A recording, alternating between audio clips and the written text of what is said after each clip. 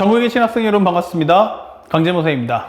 자, 지금부터는 우리 개념적 사고 수학 2에 있는 함수 특강, 오늘은 이제 두 번째 주죠. 2주차인데 지금부터는 이제 좀 심화 과정을 설명해 줄 거예요. 그러니까 무슨 얘기냐면 실제 수능에서 말하는 20번, 21번, 그 다음에 예전 수능 기준이면 30번에 해당하는 내용이게 되겠죠.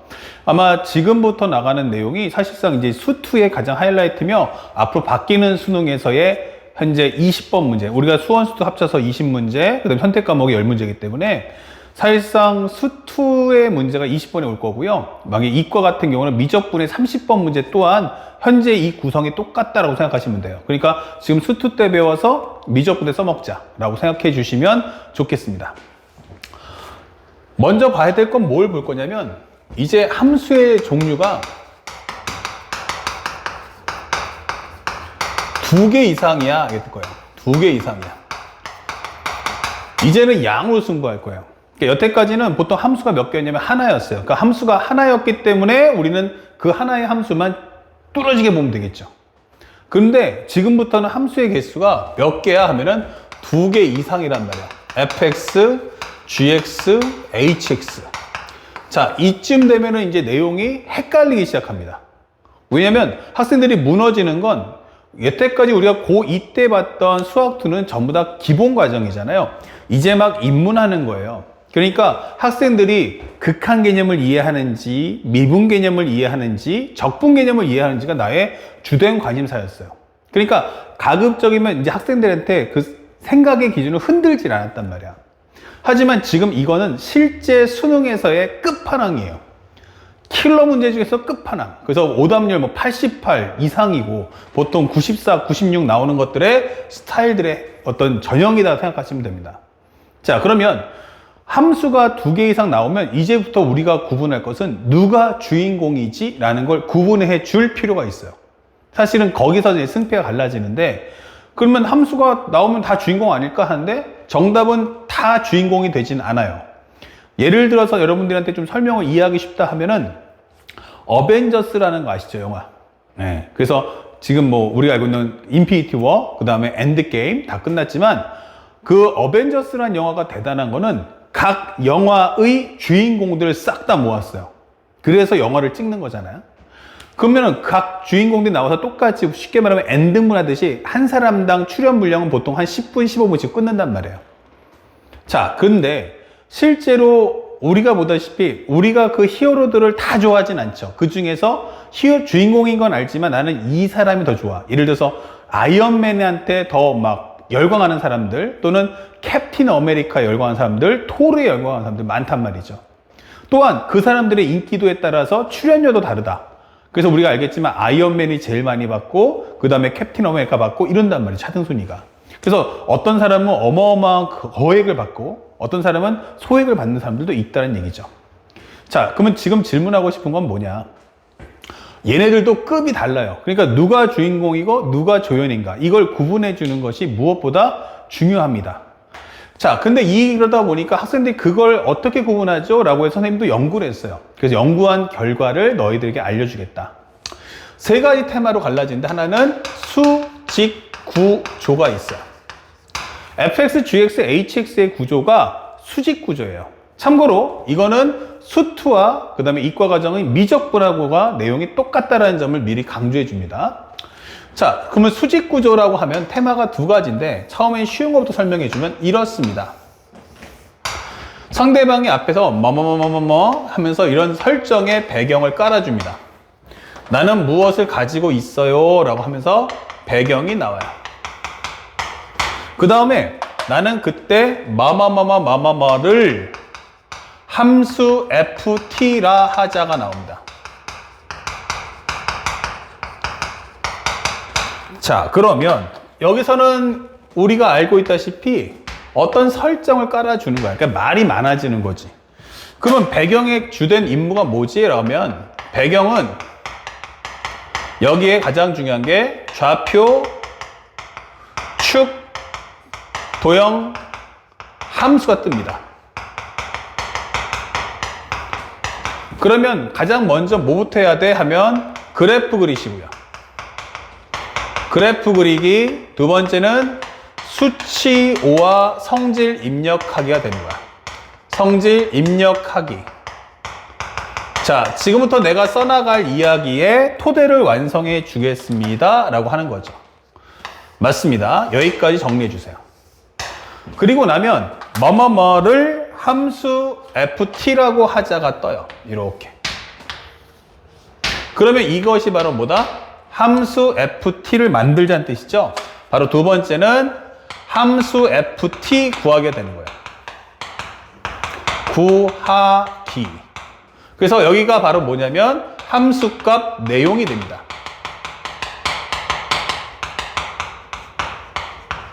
이렇게.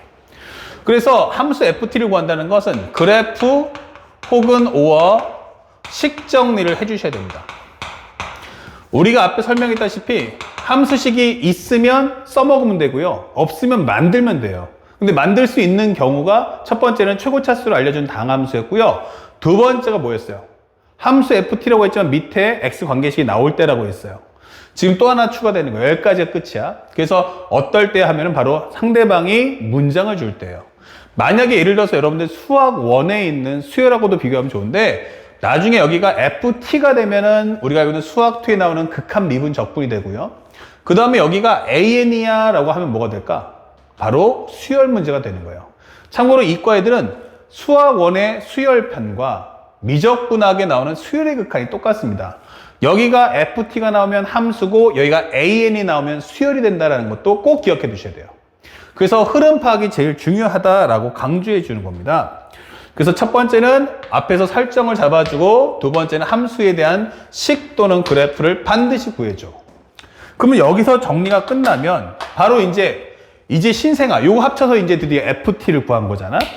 그러면 상대방이 원하는 건 이것이 합쳐서 함수를 구하라는 뜻이구나 라는 걸 알 수 있단 말이야. 그쵸? 그러고 나면 이제 그게 깐난 애기가 이제 막 태어난 거야. 응애 하듯이 아기가 태어난 거야. 그러면 이제 이 함수에게 이제 캐릭터를 입력해야겠죠. 만약에 남자이면은 남자의 이름을, 아니면 여자이면은 여자의 이름을. 만약에 선생님은 성이 강씨니까 태어났네. 이름을 동건이라고 하자. 그러면 강동건 이게 되는 거고. 아니면은 뭐 동원이 그러면 강동원이 되는 거고.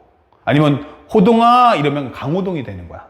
그럼 누가 들어도 이건 남자구나 알 수 있는 거고, 여자였으면 뭐 수지 그러면 강수지, 그쵸? 소연아 그러면 강소연이 되겠죠. 맞아요. 그것에 맞는 캐릭터가 만들어지는 거야. 그러면 이제 이 ft 갖고 해야 되니까 여기 뒤에는 반드시 함수 ft가 라고 하면서 여기서는 함수의 상태를 공개해 준다 라고 하는 겁니다. 자, 여기서는 뭐가 온다? 바로 함수의 상태. 3번. 조건문과 구하는 값 또는 구하는 값.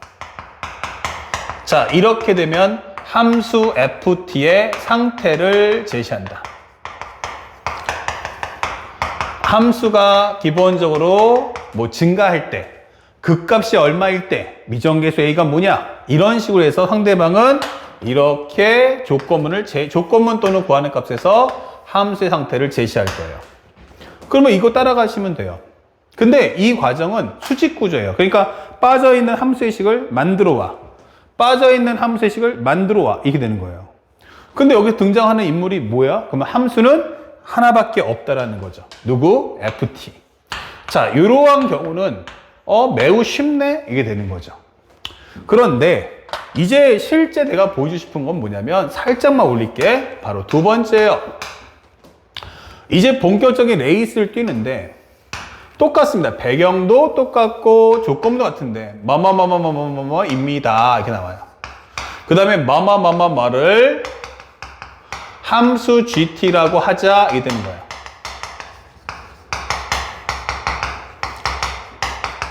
그러면 이 문장 뜨면 바로 밑에 뭐 나온다고요? 바로 함수 gt가 하면서 여기서는 gt의 함수 상태가 온다고요. 이게 되는 거죠. 그러면 여기서 차이점이 뭐냐면 바로 이 앞에가 함수 fx가 뜬다는 게 중요한 겁니다. 딱 현재 뭐뭐이고 뭐뭐일 때 하면서 함수 fx가 배경에 딱 뜨는 거예요. 이렇게. 그러니까 상대방이 하는 말이 야 fx가 있는데 이걸 정리해서 이걸 gt라고 하자 이게 되는 거죠. 그러면 이걸 통해 가지고 나는 뭐 하겠다? gt를 만들어내겠다 설명해 주는 거예요. 그러니까 그러면 사실상 fx의 성분을 가지고 gt를 만든다? 그러면 얘는 뭐야? 하면은 아빠. 그럼 얘는 뭐야? 아들. 얘가 누구야? 아빠. 얘가 뭐야? 딸. 이렇게 되는 거예요. 뭐 엄마가 될 수도 있어요. 그러니까 뭐 이건 뭐 성적인 얘기는 아니잖아. 성차별. 그러니까 뭐 남성, 여성 이런 얘기는 아니잖아요. 그러니까 쉽게 말하면 엄마, 아빠고 얘가 아이다. 이 생각되는 거예요. 그러니까 fx를 갖고 뭐 하자? gt를 만들자. 이게 되는 거예요. 그러면 질문이 뭐냐면 그러면 fx가 주인공이에요? gt가 주인공이에요? 라고 질문하는 겁니다.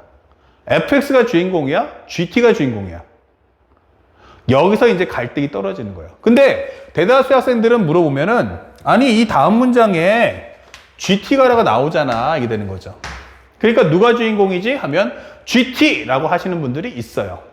근데 정답은 누가 주인공이냐면 fx가 될 수도 있고요. gt가 주인공이 될 수도 있는 거예요. 그러니까 둘 다가 될 수 있는 거죠. 그러니까 어떻게 빨리 상황 파악을 하느냐가 중요한데 선생님께서 알려주는 것은 첫 번째, 두 번째로 갈라지는 거예요. 바로 이 부분이죠.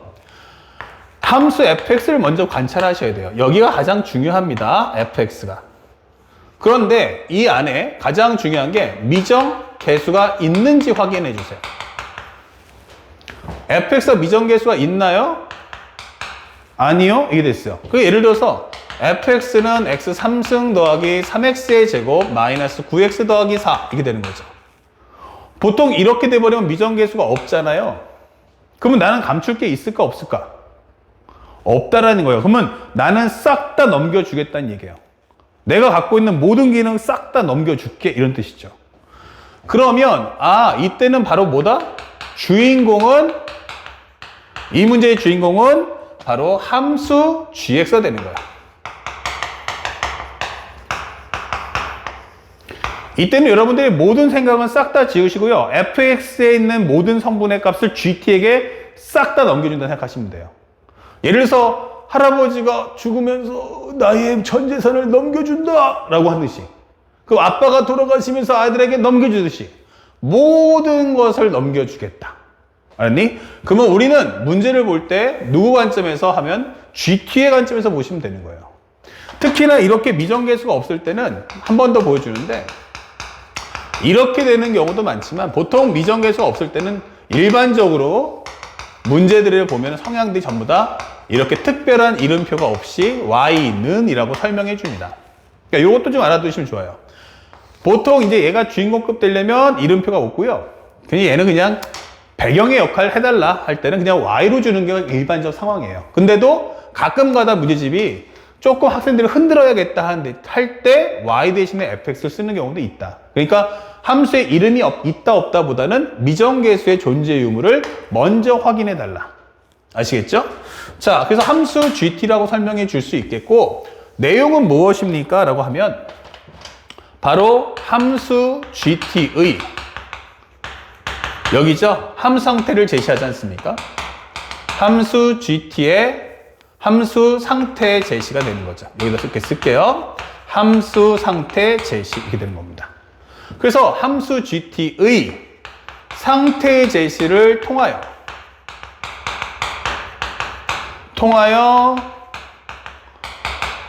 구하는 값을 얻는다 이게 되는 겁니다. 자, 요게 첫 번째예요. 만약 당신에게 미정계수가 없다라고 한다면 이때는 주인공이 gt니까 우리는 철저하게 gt에 포커스를 맞춰서 정리를 해주세요 이게 되는 겁니다. 그렇다면 이 두 번째가 만약 fx를 봤는데 아니 여기에 미정계수가 있네 이게 되는 거죠. 바로 이때가 중요한 겁니다. 그러면 만약에 fx를 했는데 x 3승 더하기 ax 제곱 더하기 bx 더하기 4인데 이렇게 되는 거죠. 자, 이렇게 돼버리면 이때는 주인공이 누가 됩니까? 라고 한다면 이때는 함수 fx가 주인공이 되는 거예요. 이렇게 함수 fx가 얘가 바로 주인공이 되는 거예요. 누가 주인공이야? 그러면 fx가 주인공이야. 그러니까 이때는 얘가 넘겨준다가 아니고 얘가 주인공이 돼야 됩니다. 그러면 생각을 해보세요. 우리가 알겠죠? 이렇게 미정계수 뜨면요, 이거 100% 뭐 하는 값이야 하면은 문제의 마지막은 미정계수 구하는 거예요. 그러니까 이거는 미정계수가 있어 그러면 100% 마지막에 엔딩은 미정계수를 구한다가 정답. 그러면 이건 어떻게 하라는 얘기냐? 예, 맞아요. 그러면 원래 본질은 바로 함수 fx의 상태를 제시해야 됩니다.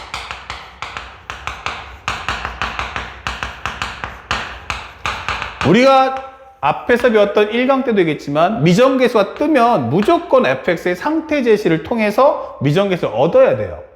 그런데 지금은 뭐 하냐면 내가 기본적인 상태 제시할 게 없이 누가 오냐면 GT가 온다는 거예요. 왜냐면 GT는 누구니까? 내 자식이니까. 그쵸? 그래서 제일 중요한 건 함수 GT의 상태 제시를 따라갑니다. 함수 상태, GT의 상태 제시를 통하여 중요한 거 최적화 정리 후 이 되는 거죠.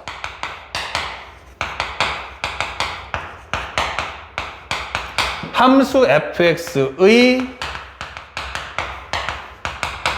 상태를 구한다가 되는 겁니다.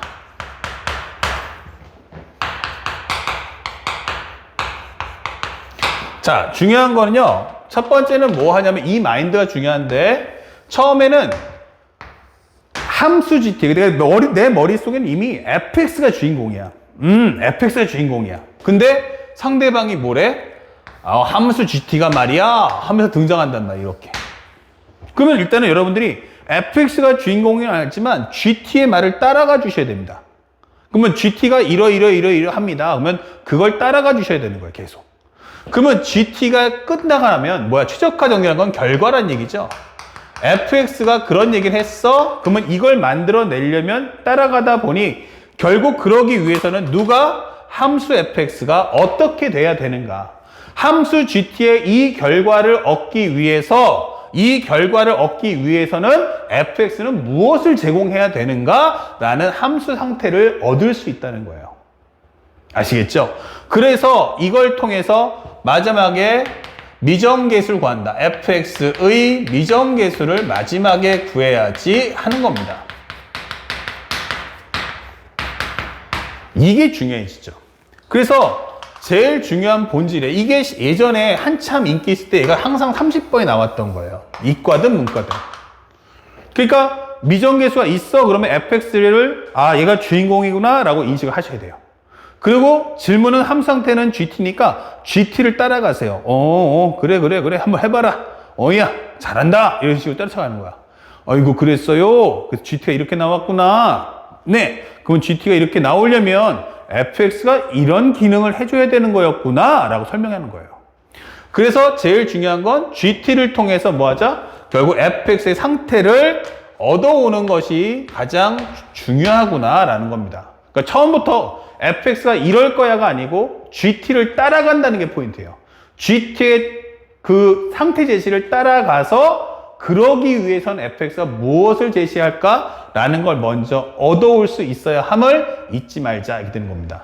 그래서 문제를 딱 보는 순간 가장 중요한 게 fx, 이 문제의 가장 큰 핵심은 이 fx의 미정계수가 있냐 없냐에 따라서 누가 주인공이지가 달라지는 겁니다. 아시겠죠? 그럼 요 점을 절대로 우리가 잊지 말자.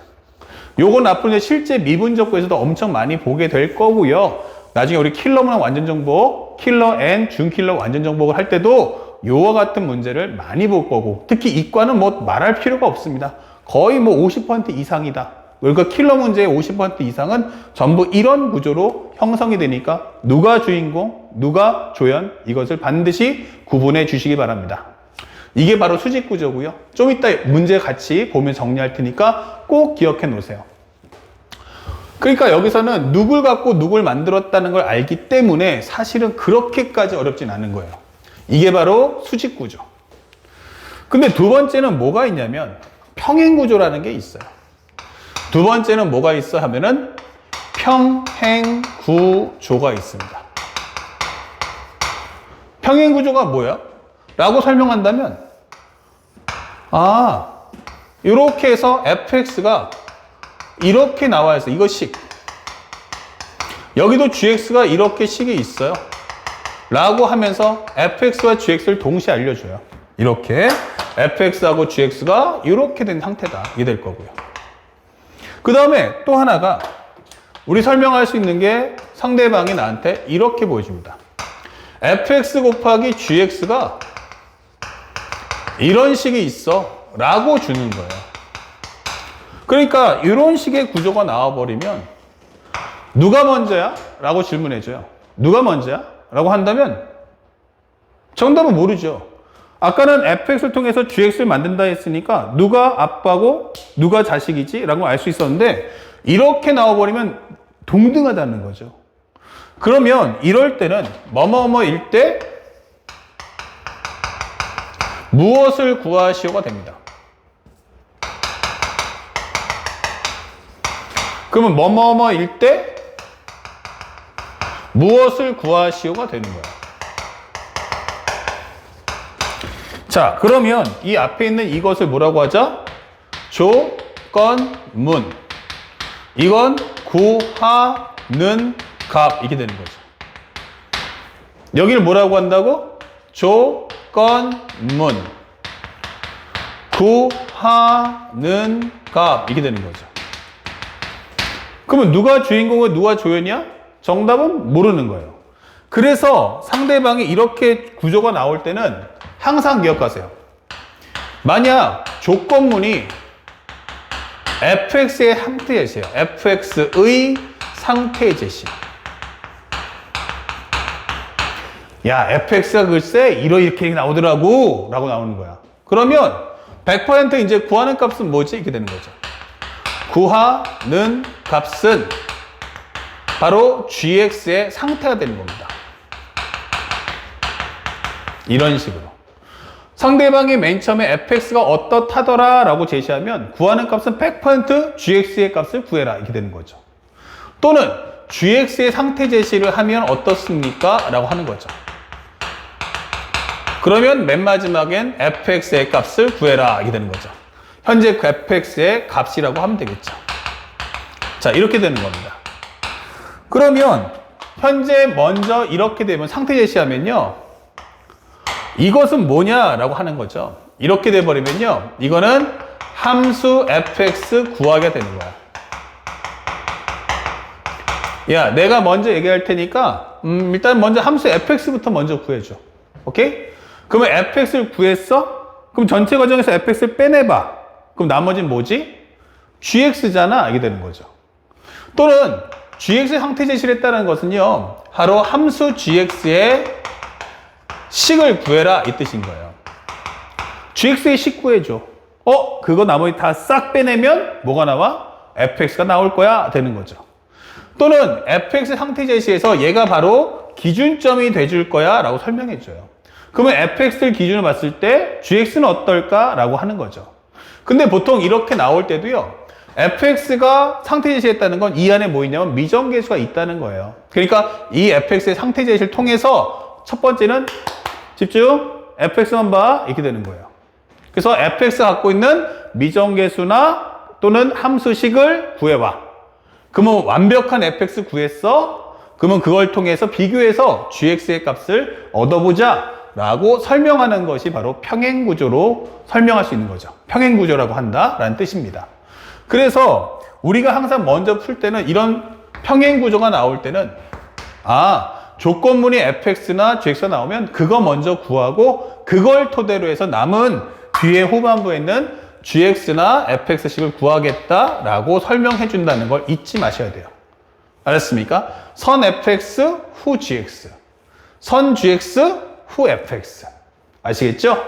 자, 먼저 첫 번째 요 설명은 이 평행구조까지 설명을 해드리고 바로 연결해서 세 번째, 포함관계. 그쵸? 함수의 포함관계 설명을 하면서 이 함수 종류 2개 이상을 마치도록 하고요. 바로 연결해서 우리가 예시문 보면서, 아, 저게 바로 수직구조, 이게 바로 평행구조, 아, 이게 바로 포함관계라는 걸 한번 확인해 보도록 하겠습니다.